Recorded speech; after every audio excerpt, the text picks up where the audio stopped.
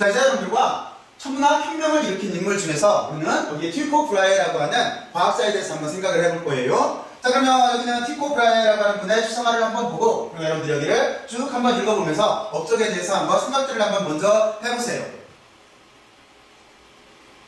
해봤어요? 근데 이 티코 브라헤라고 하는 분은 요 앞에 있는 먼저 말을 여러분들한테 먼저 설명을 해주면은 이분은 여기 있는 것처럼 유관 관측으로 가장 정확한 천문 관측을 했던 분이에요. 그리고 또 하나 근대적 천문대, 여기 천문관이 천문대예요. 천문 관측을 시작했던 분이에요. 그 천문대 이름이 여기 우라니보르그라고 하는 요 이름으로 이렇게 천문대를 만들어 놓고 이게 규모가 엄청났다고 해요. 하여튼 이걸 만들어 놓고 거기에서 근대적인 천문 관측을 처음으로 하신 분이에요. 그리고 여러분들은 이제 또 이걸 또 하나 알아야 되는데 과학도 똑같이 협업이 이루어져요. 제가 지금 협업이라고 하는 이유는 뭐냐면 지금 여기 있는 티코 브라헤는 약 한 20년 동안이나 눈으로 하늘의 별자리들의 위치를 정확하게 다 기록을 했던 분이에요. 그래서 이분이 엄청나게 방대한 자료를 가지고 있었어요. 근데 이 자료를 케플러한테 넘겨요. 요하네스 케플러라고 하는 독일의 과학자한테. 자기 입장에서는 젊은 과학자하고 같이 협업을 해서 결국에는 케플러가 티코 브라헤가 만들어 놓은 이 방대한 자료를 정리를 해서 케플러의 법칙이라고 하는 세 가지 법칙으로 만들어요. 그리고 이 세 가지 법칙이 나중에 뉴턴의 만율력 법칙으로 이렇게 이어지는 거예요. 근데 이런 협업 관계가 나중에 또 일어나요. 그게 어디서냐면 여러분들이 전자기하학이라고 하는 걸 알고 있잖아요. 전자기하학이라고 하면 전기현상과 자기현상이에요. 근데 여기에서도 먼저 마이클 패러데이라고 하는 역사상 가장 위대한 실험물리학자가 바로 한 40여 년에 걸쳐서 방대한 실험들을 해내요. 그러면서 거기에서 그 당시로서 그리고 또 하나 지금으로도 봐도 아주 혁명적인 아이디어를 내요. 근데 여기 이것도 똑같이 그 많은 자료들을 어떻게 하는 거냐면 나중에 맥스웰이라고 하는 젊은 천재 과학자가 다시 그 자료를 이어받아서 거기에서 우리가 알고 있듯이 전기와 자기를 합치고 빛도 합쳐가지고 현대 문명을 만들어내는 결정적인 역할을 하게 돼 있어요. 이것처럼 과학자들도 혼자 어떤 일을 다 할 수만은 없어요. 그래서 앞에 자기를 중심으로 봤으면 앞에 선배들이 했던 일 그리고 또 하나 뒤쪽에 후배들하고 징검다리 역할을 해주면서 이렇게 동료들과 협업을 하면서 일을 해나가게 돼 있어요. 그리고 그 일 자체가 때로는 수십 년, 때로는 수백 년, 때로는 수천 년도 걸리는 게 이게 실제 과학의 자연을 발견하는 과학자들의 그 일이에요. 자, 그러면 여러분들은 먼저 일단은 그런 관계가 있었다라고 하는 걸 먼저 알아놓고 그래서 저는 설명을 먼저 여기 있는 티코 브라헤의 업적을 먼저 설명을 하고 그 뒤에 그걸 이어서 케플러의 업적에 대해서 이렇게 설명을 해줄게요. 자, 그런데 이분 자체가 약간 좀 독특했던 분이에요.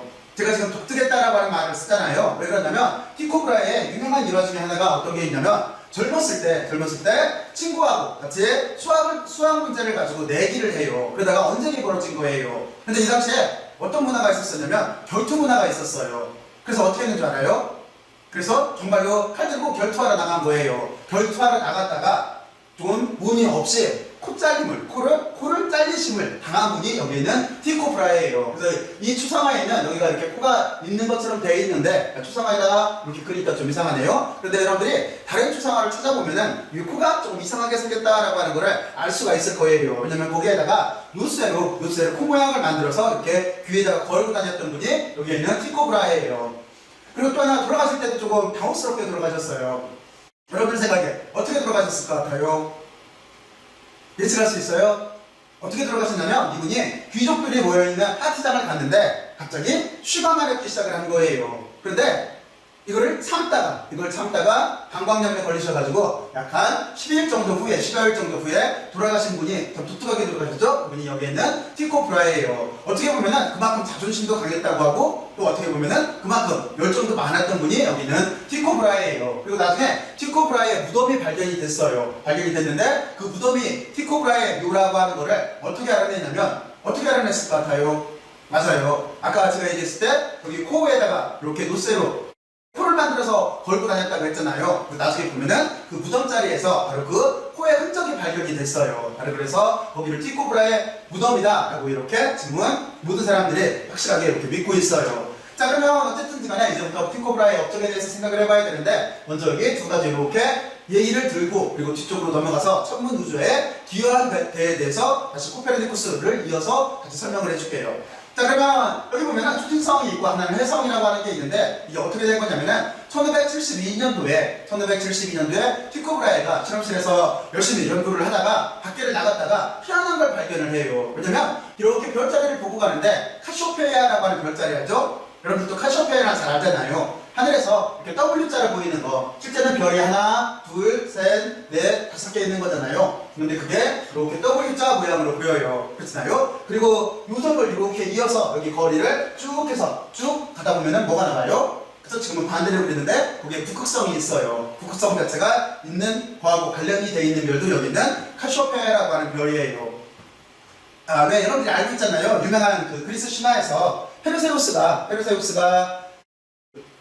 어떻게 해요? 방패를 가지고 메두사를 이기잖아요. 그러니까 메두사라고 하는 건 여러분들이 잘 알 거예요. 보기만 해도 다 돌로 굳게 만드는 그런 메두사가 있었었는데, 페르세우스가 그걸 어떻게 하냐면은 방패에 메두사를 비치게 해서 그 메두사가 자기 모습을 보고 돌로 바뀌잖아요. 그래서 그 목을 들고 거기서 페르세우스라고 하는 천막, 날개가 달린 천막을 타고 다시 날아오고 있는데, 메두사 머리를 부닥에다 감싸고, 그런데 지나가다가 어느 도시를 이렇게 보니까 거기에 어떤 공주가 이렇게 매달려 있는 거예요. 묶여 있는 거예요. 그래서 내려가가지고 도대체 여기에서 무슨 일이 있습니까? 라고 물어보니까 바다에서 괴물이 온다. 괴물이 와서 공주를 제물로 바치기로 했다라고 하는 거잖아요. 그래서 페르세우스가 어떻게 해요? 괴물이 올 때 메두사 머리를 꺼내잖아요. 그래서 괴물을 돌로 고쳤다라고 하는 게 이 일화잖아요. 그렇잖아요? 그때 안드로메다라고 하는 공주가 나오는데, 안드로메다 공주의 어머니가 카시오페아예요. 그 카시오페아 여왕이에요. 그 카시오페아예요. 신화에서 보면은 그 별자리를 W자로 되어 있는 거를 이렇게 그 그리스 신화에서 얘기를 하고 있어요. 그 별자리를 이렇게 보고 오는데, 갑자기 별이 원래는 하나, 둘, 셋, 넷, 5개였어야 되잖아요. 근데 갑자기 별이 하나가 더 생긴 거예요. 그래서 처음에 깜짝 놀래요. 별이 하나가 더 생겨가지고. 왜냐면 그 당시에 사람들은 어떻게 믿고 있었었냐면, 천체의 세상은 완벽하다고 생각을 했었어요. 그리고 또 하나, 영원 불멸하다고 생각을 하고 있었어요. 이때까지만 하더라도. 그래서 천국에서 어떤 변화가 있다라고 하는 자체는 도저히 믿기지가 않는 현상이었던 거예요. 그러니까 변화가 일어났다는 자체가 이게 완전히 혁신적인 상황이었던 거예요. 그런데 그 별을 보고 나서 여기 있는 티코 브라이가 어떻게 하냐면, 그 별을 자그마치 18개월 동안이나 관찰을 해요. 왜냐면 이 별 자체가 실제는 어떤 거였냐면 초신성이었었어요. 여러분들도 슈퍼노바라고 하는 거 알잖아요. 초신성 폭발. 그러니까 카시오페아 근방에서 초신성이 폭발을 했던 거예요. 그리고 그 별빛이 약 한 18개월 동안 지구에서 보였던 거예요. 그래서 여기 있는 티코 브라이가 바로 그거를 18개월 동안이나 이렇게 관찰을 한 다음에 여기에서 몇 가지 특징들을 알아내요. 그래서 어떤 특징을 알아내냐면, 첫 번째, 여기는 절대로 행성은 아니다라고 하는 생각을 해내요. 행성은 알잖아요. 수성, 급성, 목성 이런 것들은 행성이잖아요. 왜냐면 움직이는 십자가 없는 거예요. 그래서 이거는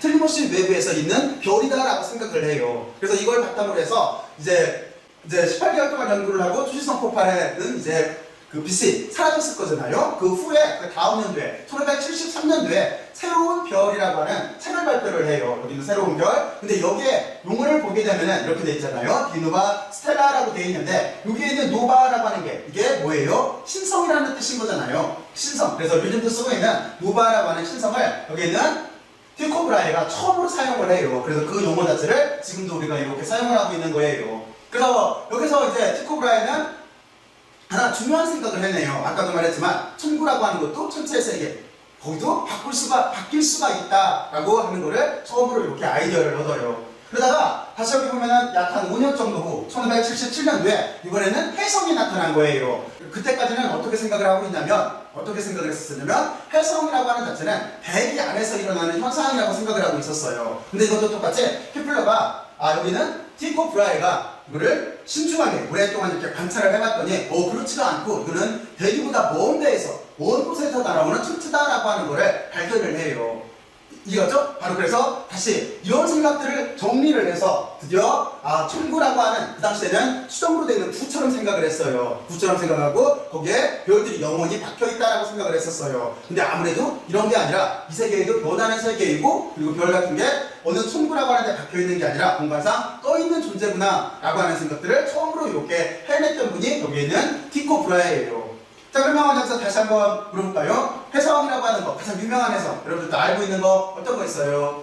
헨리 해성이라고 하는 게 제일 유명할 거예요. 그리고 그 하쿠테케나 또는 헬바 등등등 하는 것들은 여러분들이 들어봤을지 모르겠네요. 그것도 지금 입장을 보면 근래에 왔던 해성이에요. 헨리 해성이라고 하는 자체는 이게 역사상 유명한 해성이에요. 제가 조금 아까 말했듯이 헨리라고 하는 분은 먼저 간단하게 설명을 하면은 헨리라고 하는 분의 살았던 시대는 언제냐면 뉴턴이 살았던 시대예요. 근데 헨리가 어떤 걸 발견을 했냐면 옛날의 기록을 쭉 찾다 보니까 해성에 대한 기록을 쭉 찾다 보니까 희한한 주기를 발견을 한 거예요. 예전부터 봤던 기록을 하늘에 보이는 해성들을 기록을 해놨을 거잖아요. 그걸 쭉 찾다 보니까 이상하게 75년에서 76년마다 해성이 똑같은, 그러니까 자기 입장에서는 같은 해성이 왔다라고 이렇게 헨리가 처음으로 추정을 해요. 그러니까 그전까지는 이런 생각을 정말로 황당한 생각이었었어요. 근데 헨리 입장에서는 쭉 관측 기록을 보다 보니까 거의 주기가 똑같게 같은 해성이 지구로 접근한다라고 하는 생각을 해내요. 그리고 나중에 이 해성 이름을 헨리 해성이라고 붙인 거예요. 근래 헨리 해성이 왔던 게 몇 년도인지 혹시 알아요?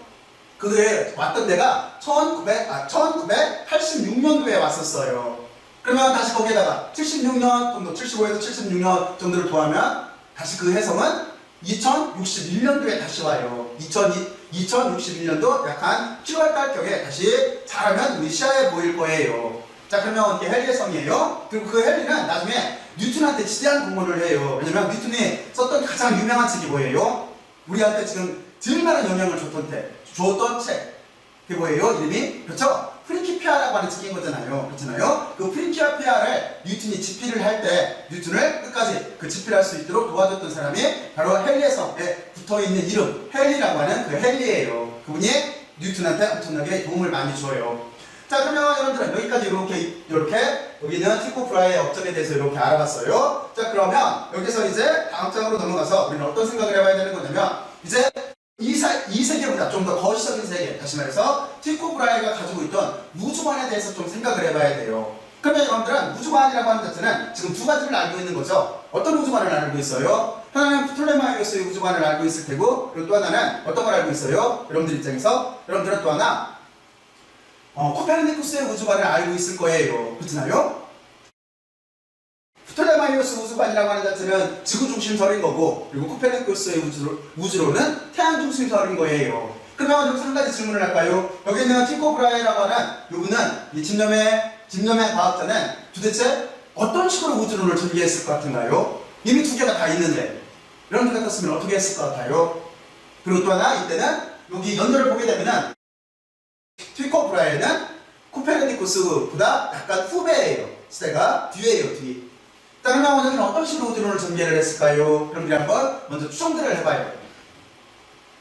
추정들 해봤어요? 자, 그러면 이분이 할 수 있었던 거는 어떻게 하는 거냐면 다음 장으로 넘어갈게요. 어떻게 했던 거냐면 바로 코페르니쿠스의 태양 중심설하고 그리고 프톨레마이오스의 지구 중심설을 합치는 거였었어요. 합쳐가지고 절충안을 찾는 거였었어요. 자, 그러면 여러분들이 여기에 있는 그림을 이렇게 한번 보고 나서 한번 이 말이 무슨 뜻인가 하는 거를 스스로 한번 이해를 해봐요. 실제는 위에 있는 그림 원본하고 여기는 똑같은 거예요. 원본을 현대식으로 이렇게 그려놓은 거예요. 그래놓고 거기에다가 이름을 이렇게 붙여놓은 거예요.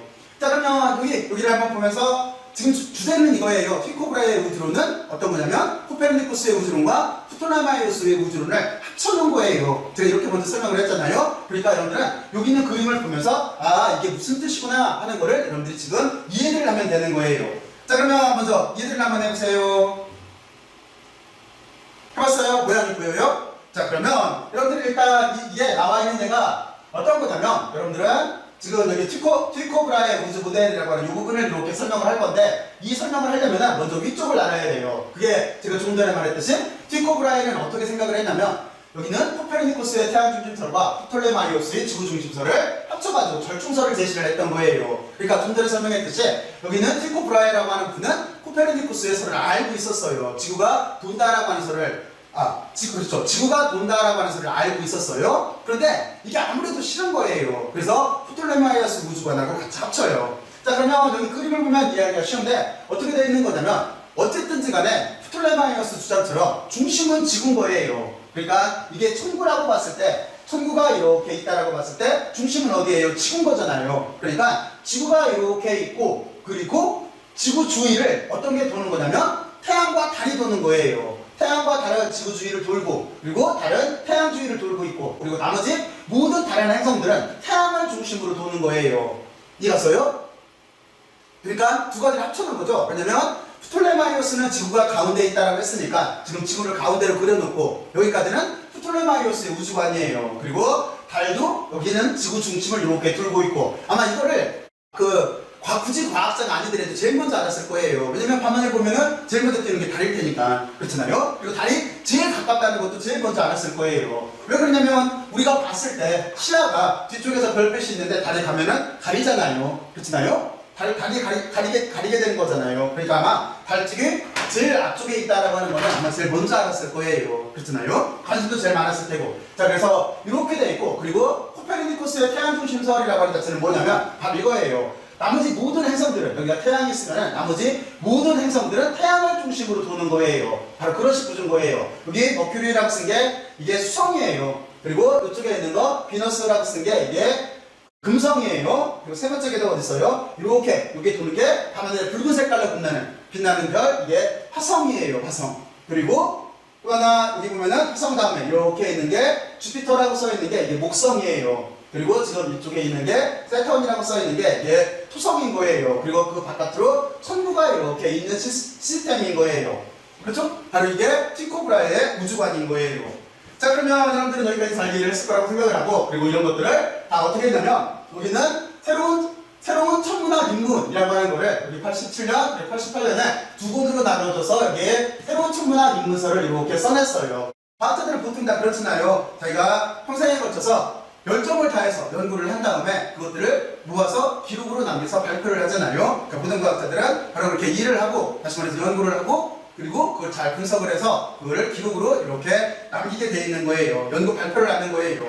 자, 그러면 여러분들은 여기까지 일단 이렇게 다시 한번 알아봐요. 그리고 여러분들은 여기 코페르니쿠스의 우주론, 그리고 순서대로 하면 이렇게 되겠네요. 여기 프톨레마이오스의 우주론, 그리고 코페르니쿠스의 우주론을 생각을 한 다음에 절충설은 이렇게 될 수밖에 없겠구나 하는 생각을 먼저 해봐요. 그리고 이것도 꼭 여러분들이 한번 그림으로 그려봐요. 그림으로 한번 그려보면은 이게 별게 아니에요.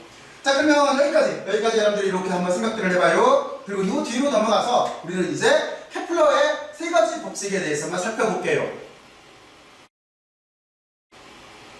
여기 정리들 했어요? 자, 그러면 이 뒤는 이제 어떻게 되는 거냐면 요하네스 케플러가 등장을 해요. 티코 브라헤가 이렇게 수십 년 동안 방대한 자료를 모았는데, 그런데 이걸 분석하는데 애를 먹어요. 그래서 그때 독일에 있던 아주 뛰어난 물리학자였던 요하네스 케플러하고 동업을 해요. 실제는 조수 또는 제자 관계로 들어가요. 그래서 거기에서 일을 하는데 문제는 뭐냐면 일을 시작한 지 얼마 안 돼서 티코 브라헤가 아까도 말했지만 어떻게 돌아가셨다고요? 좀 황당하게 돌아가셨잖아요.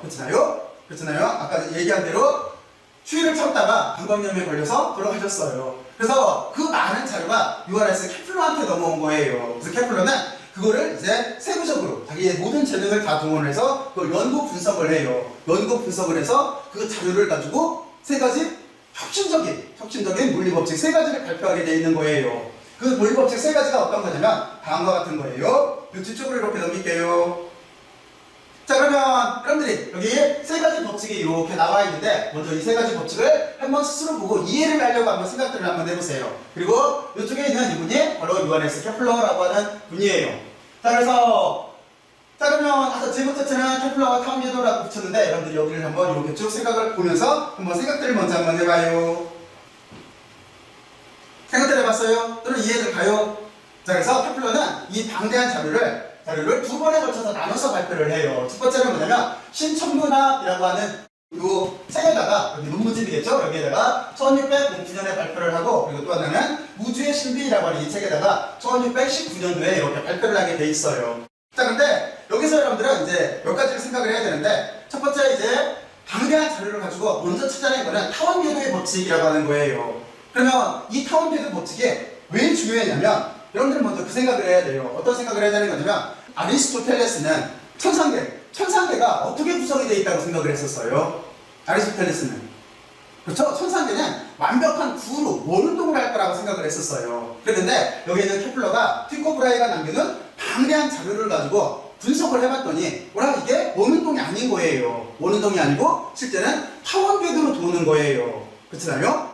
우리도 지금 그렇게 알고 있잖아요. 실제 지구하고 태양은 타원궤도를 돌고 있잖아요. 바로 첫 번째가 바로 그거예요. 그래서 여기를 우리가 일반적으로 케플러의 제1법칙을 다른 이름으로 타원 궤도의 법칙이라고 부르는 거예요. 그래서 행성은 태양을 두 개의 축점 가운데 하나로 가진 타원 궤도를 돈다라고 이렇게 말이 써 있는데, 타원이라고 하는 구조가 그렇잖아요. 타원이라고 하는 거를 여기다가 20mm 크게 그리면은 이렇게 찌그러진 원이 될 거예요. 그리고 이쪽 초점이 하나가 태양에 있는 거고 이쪽에 또 다른 초점이 있는 거잖아요. 왜? 여러분들은 그거 해봤었잖아요. 어떤 걸 하는 거냐면, 종이가 이렇게 있다라고 한다면 여기다가 앞점으로 받고 이쪽에다 앞점으로 이렇게 받고 실을 이렇게 연결을 한 다음에 여기다 연필로 그려서 연필로 이렇게 잡고서 이렇게 그리게 되면은 이때 타원 모양이 나오잖아요. 그렇잖아요. 그래서 초점이 두 가지가 이렇게 있어야 되는 거예요. 그렇잖아요. 그랬을 때 20mm라고 하는 자체는 장축과 이쪽 그 긴축 그리고 단축의 비율인 거잖아요. 그걸 우리가 타원의 찌그러진 정도를 나타내는 거잖아요. 그렇잖아요. 바로 이렇게 타원 궤도를 돌고 있다라고 하는 게 첫 번째 법칙인 거예요.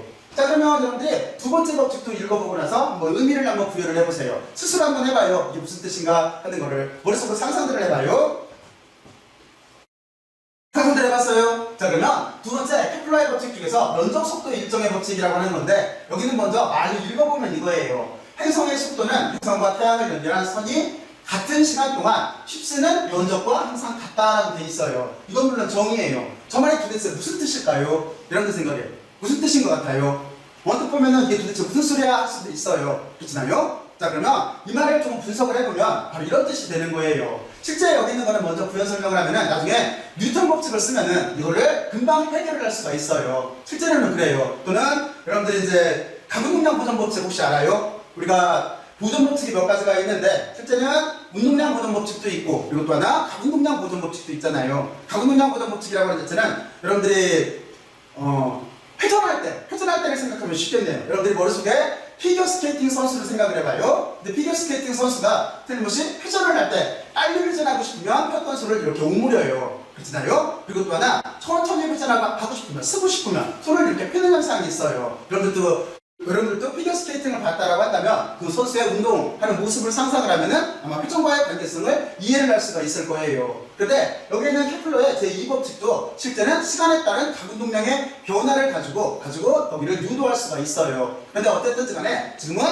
과학사 시간인 거니까 여기를 여러분들한테 이해하기 쉽게 그림으로써 설명을 하면은 이게 무슨 뜻이냐면 이렇게 되는 거예요. 태양이 있을 때 태양으로부터 지구가 멀리 있으면 천천히 움직이는 거예요. 그런데 태양으로부터 지구가 가까이 있으면 빠른 속도로 움직이는 거예요. 그래야 이동한 면적 자체가 양쪽이 같을 수밖에 없잖아요. 우리가 이렇게 이해를 하면은 일단은 이해하기가 쉬워요. 이거를 우리가 케플러의 제2법칙, 면적 속도 일정의 법칙이라고 하는 거예요. 자, 그러면 여러분들이 바로 이 부분에 대해서 잘 이해를 했는지는 모르겠는데, 그런데 한번 여기를 다시 제가 설명했던 걸 듣고 여기를 한번 봐요. 그리고 혹여라도 관심 있으면은 여러분들이 가근동량 보존 법칙이라고 하는 뉴턴의 역학을 조금만 이렇게 이해를 한 다음에 한번 직접 한번 유도를 해보세요. 그러면 여기를 그냥 수월하게 유도를 할 수가 있을 거예요.